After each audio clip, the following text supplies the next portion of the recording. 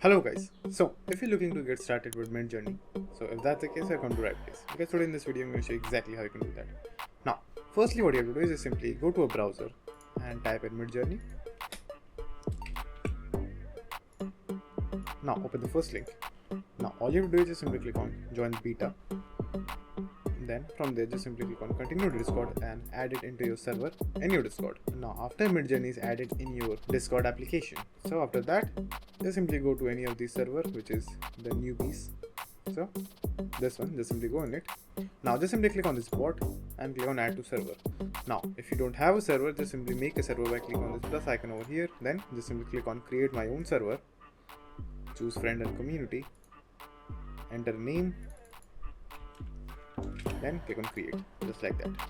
Now again go back to the server, click on Midjourney, click on add to server, click on the drop box over here, choose the server, click on continue, then click authorize, then click on I'm not human. Now just simply close this.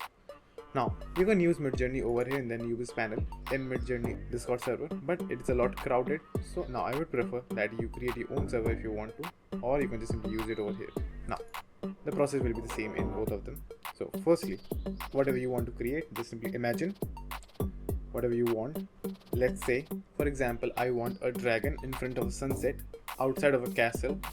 Now in order to get detailed image from Midjourney AI, you have to make few settings. Firstly what you have to do is simply click on backslash and settings, then hit enter.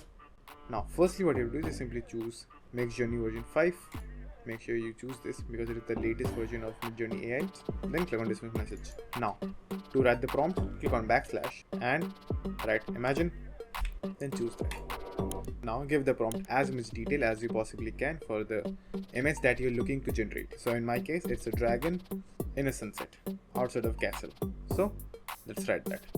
Now if you want, you can also add more details like friendly and on a mountain maybe, and make sure to enter comma after every detail that you enter, and in the end let's say standing. Now after you've entered all of the details, now let's add some important factors. So firstly what you have to do is just simply choose the aspect ratio if you want to. Now for doing that, just simply hit space double dash AR, and the aspect ratio that I want is 2:3. You can add any of the aspect ratio that you want. Now if you want a very realistic photo, you can also write ultra realistic or 4K in the prompt, but I don't want ultra realistic, so I'll just hit enter. Now just simply hit enter, and now just simply wait for the image to generate. Now as you can see, the image has been generated, so click on it. Now you can click on open in browser to look in a better view, so click on that. Now as you can see, it is a pretty good image. You can also click on it and see a better view. So what I would like is the version 4 of this. Now if you like a version of your image, just simply click on U4, which is upscale.